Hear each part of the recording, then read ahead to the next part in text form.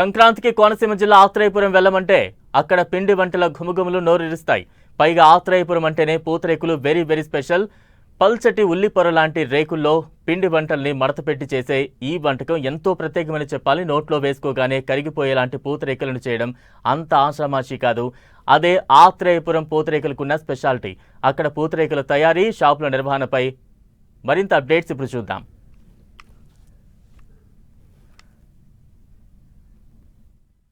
సంక్రాంతి సంబరాలు కోనసీమ జిల్లాలో చాలా అందంగా, చూడముచ్చటగా, కనుల పండుగగా కొనసాగుతూ ఉన్నాయి. అంటే సంక్రాంతి సంబరాలు ముందుగానే కోనసీమ, గోదావరి జిల్లాల్లో మొదలైపోయాయి. నిజంగా ఈ 3 రోజుల పండుగ ముచ్చటైన పండుగ, పల్లె పండుగ. ప్రతి ఒక్కరూ కూడా అంటే ఎక్కడ ఉన్నా సరే, ఏ ప్రాంతంలో, ఏ రాష్ట్రంలో జీవనోపాధి కోసం అక్కడ స్థిరపడినా కూడా ప్రతి ఒక్కరూ కూడా సంక్రాంతి పండుగకు సొంతూళ్లకు చేరుకోవాల్సిందే అనేది చాలా కాలంగా చాలామంది ఫాలో అవుతూ ఉంటారు. కోనసీమ జిల్లా ఆత్రేయపురంలో ఉన్నాం. ఆత్రేయపురం అనే పేరు చెప్పగానే ప్రతి ఒక్కరికి ముందుగా గుర్తొచ్చేది ఆత్రేయపురం పూతరేకులు. ఎంత ఫేమస్సో నేను ప్రత్యేకించి చెప్పాల్సిన పని లేదు. ఇక్కడ మనం చూస్తూ ఉన్నాం ఆత్రేయపురం ఊరంతా కూడా, ఈ రహదారులన్నీ కూడా ఎంత సందడిగా మారిపోయాయో సంక్రాంతి సంబరాలకు సంబంధించి. అంతే సందడిగా, అంతే హడావిడిగా ఎంతమంది వచ్చినా మేము ఆత్రేయపురం పూతరేకులు వారికి అందిస్తాము. ఇక్కడికి వచ్చిన వారు ఖచ్చితంగా ఆత్రేయపురం పూతరేకు తింటేనే సంక్రాంతి సంబరాలు మొదలైనట్లుగా, దానికి ఒక అర్థం ఉన్నట్టుగా ప్రతి ఒక్కరు చెప్తూ ఉన్నారు.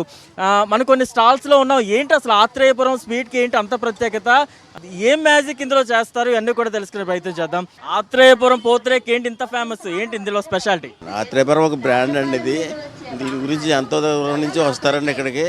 ఇక్కడ అన్నీ కూడా ప్రసిద్ధిగా జరుగుతాయండి. అన్నీ కూడా మీకు ఏదైతే రకాలు కావాలో అన్నీ కూడా స్పెషల్గా అన్ని చేస్తామండి. మీకు ఆత్రేయపురం అంటే ఓన్లీ పూతరేకైనా ఇంకా ఇతర స్వీట్లు కూడా ఉంటాయా? ఉంటాయండి. ఇంకా పిచ్చికి కూడా ఉంటుందండి.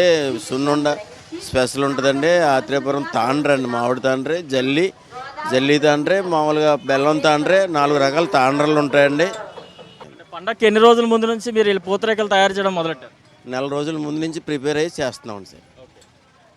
చూడొచ్చు, పూతరేకు తయారు చేసే విధానం కూడా చాలా ఓపిక్గా, చాలా నేర్పుగా చేయాలి. ఎందుకంటే చాలా ఒక ఉల్లి పొరలా ఉంటుంది ఈ పూతరేకు అనేది. దీన్ని చాలా జాగ్రత్తగా హ్యాండిల్ చేయాలి. ఎవరు పడితే వాళ్ళు దీన్ని టచ్ చేస్తే చిరిగిపోయే ప్రమాదం కూడా ఉంటుంది. అంటే ఇది ఆ పూతరేకు తయారు చేసే విధానంలో కూడా చాలా ఎక్స్పర్ట్ అయి ఉండాలి. చేసేస్తామండి. ఒక గంటలో 200, 300, 500, 2 వేలు అలా వేస్తామండి.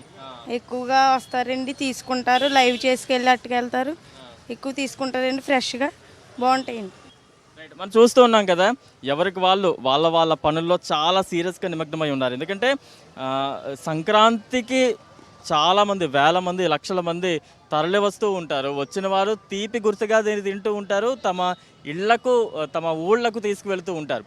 ఇతర రాష్ట్రాల నుంచి కూడా సంక్రాంతి పండుగను చూడడానికి ఇక్కడ పెద్ద ఎత్తున వస్తూ ఉంటారు. కాబట్టి ఆత్రేయపురం పూతరేకండి చాలా బాగుంటుంది, చేస్తాం. సాయంత్రం వరకు చేయడం ఉండాలిగా. ఎక్కువగా మహిళలు ఈ పూతరేకులు చుట్టడంలో చాలా బిజీగా కనిపిస్తూ ఉన్నారు. మగవారందరూ కూడా వ్యాపారం చేసే పనుల్లో చాలా బిజీగా ఉన్నారు. మా షాప్లో అయితే ఆర్గానిక్ పూతరేకులు ఉంటాయండి, బాగుంటాయండి. టేస్ట్ కూడా బాగుంటుందండి, చాలా మంది తీసుకుంటారండి.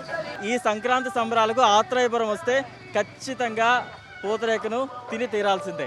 కెమెరామ్యాన్ ప్రదీప్తో బలరాం, 10 టీవీ, ఆత్రేయపురం.